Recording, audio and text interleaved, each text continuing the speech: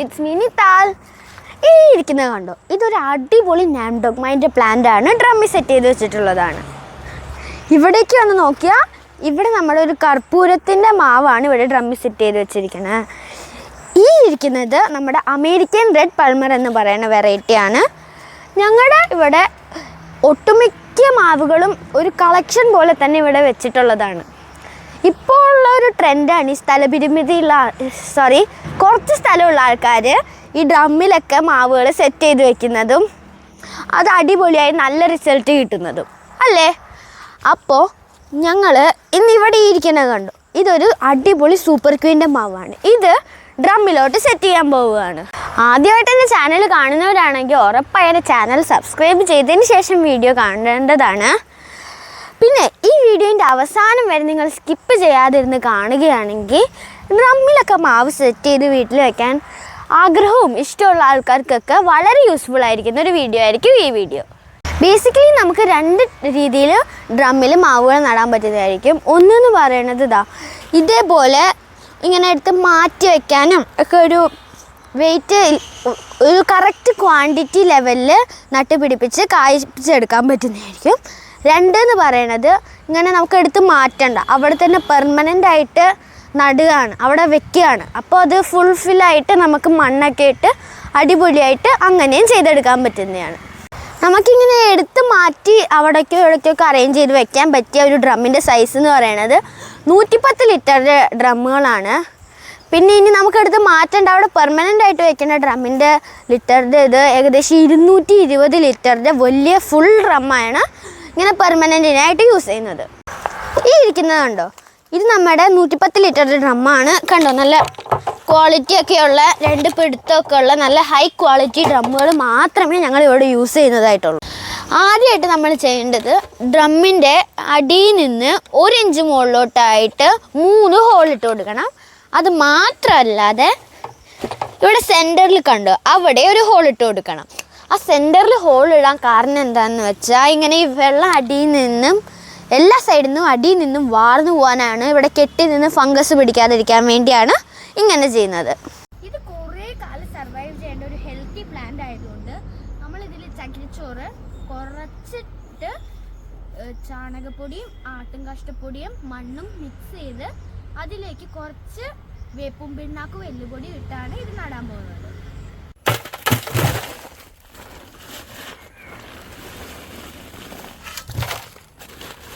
ആദ്യം നമ്മൾ ഇതിലൊരു ലെയർ മണ്ണ് ഇട്ട് കൊടുത്തിട്ടുണ്ട്. ഇനി നമ്മൾ കരിയിലയും മണ്ണും ഒക്കെ കൂടെ മിക്സ് ആയിട്ടുള്ള ബയോ കമ്പോസ്റ്റ് ആണ് ഇട്ട് കൊടുക്കാൻ പോകുന്നത്. കുറച്ച്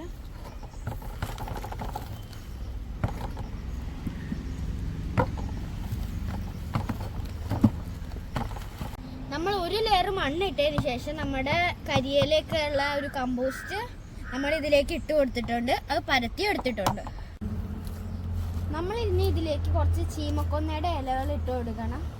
ഈ ചീമക്കൊന്നയുടെ ഇലയിൽ നൈട്രജൻ്റെ കണ്ടന്റ് കൂടുതലാണ്. അത് വളർച്ചേനെ നന്നായി സഹായിക്കുന്നതാണ്. ഇനിയുള്ള കാര്യങ്ങളൊന്നും ഞാൻ ചെയ്യാൻ നിന്നാൽ നടക്കണ കാര്യങ്ങളല്ല. അപ്പോൾ ഡാഡിയാണ് ചെയ്യണത്. ഇനി ഇതിൽ നമുക്ക് ഈ മണ്ണൊന്നും ഇളകാതെ ഈ കവർ എടുത്ത് കളയണം. അതാണ് അടുത്ത ടാസ്ക്. ആദ്യം ഇങ്ങനെ അടിയിൽ നിന്ന് ഇങ്ങനെ വട്ടത്തിൽ കീറിയിട്ട് എടുത്താൽ നല്ല ഈസി ആയിട്ട് മണ്ണൊന്നും ഇളകാതെ വേരിനൊന്നും ഡാമേജ് ഇല്ലാതെ കിട്ടുന്നതാണ്. കണ്ടോ, ഇതേപോലെ ഇങ്ങനെ റൗണ്ട് ചെയ്ത് എടുക്കുക. എന്നിട്ട് ഇവിടെ മുകളിൽ നിന്നൊരു ലൈൻ താഴോട്ട് വരച്ചാൽ ഇത് കണ്ടോ, ഇതേപോലെ ഈസി ആയിട്ട് നമുക്ക് ഊരിയെടുക്കാൻ പറ്റുന്നതായിരിക്കും.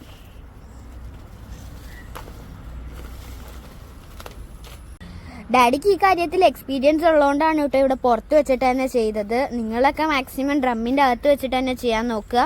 പിന്നെ വേറൊരു കാര്യം ശ്രദ്ധിക്കേണ്ടത് ഈ വേര് ഇളകാതെ നോക്കണം. ഇനി എന്തായാലും നമുക്ക് ഈ പ്ലാന്റിനെ എടുത്ത് ഡ്രമ്മിൻ്റെ അകത്തോട്ട് വെച്ചിട്ട് അതിൻ്റെ കവർ ഊരിയെടുക്കാം.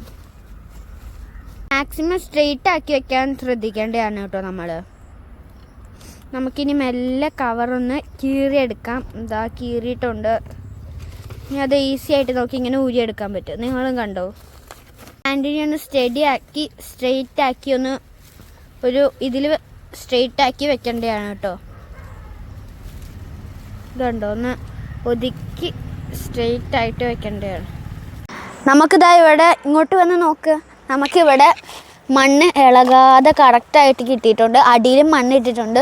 ഇനി ഇവിടെ സൈഡിൽ ഗ്യാപ്പ് കണ്ടോ, ഇവിടെയാണ് നമ്മൾ മണ്ണിട്ട് പരത്തിയെടുക്കേണ്ടത് കേട്ടോ.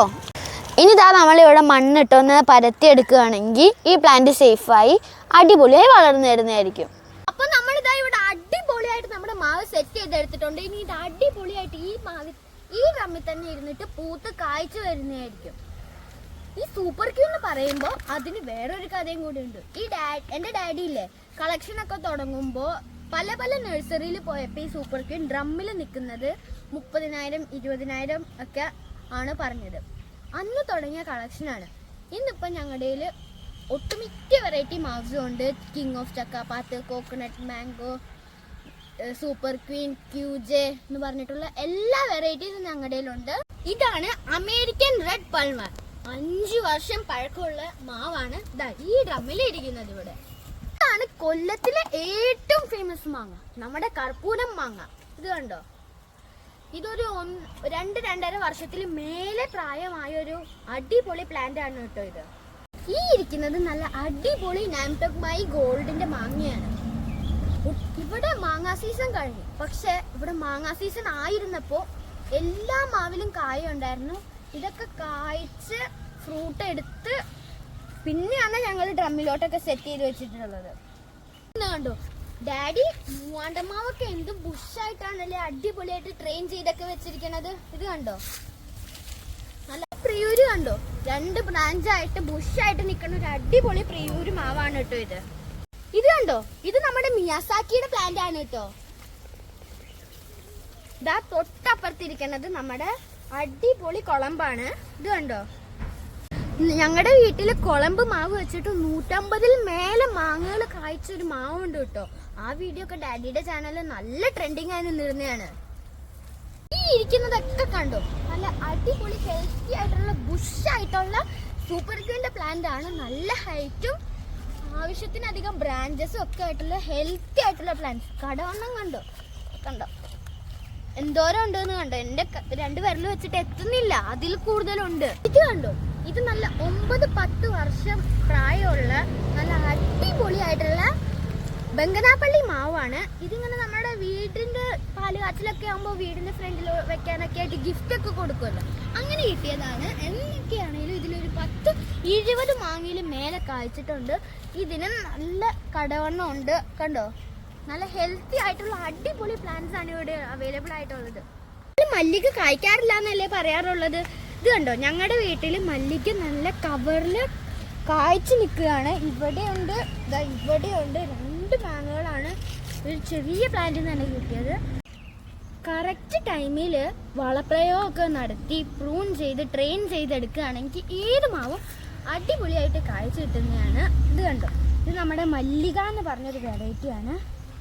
നല്ലൊരു വ്യത്യസ്ത തരമായിട്ടുള്ള ഷേപ്പൊക്കെ ആയിട്ട് 2 ബ്രാഞ്ചായിട്ടുള്ള ഒരു ഹെൽത്തി പ്ലാന്റ് ആണ് കേട്ടോ ഇവിടെ ഉള്ളത്. ഇത് നമ്മുടെ കോട്ടൂർക്കോണം എന്ന വെറൈറ്റിയാണ്.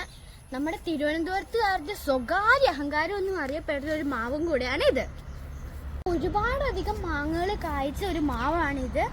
എല്ലാം പൊഴിഞ്ഞു പോയതാണ്, കുറേ അധികം ഉണ്ടായിരുന്നു. പേര് മറക്കണ്ട, നമ്മുടെ കോട്ടൂർക്കോണം.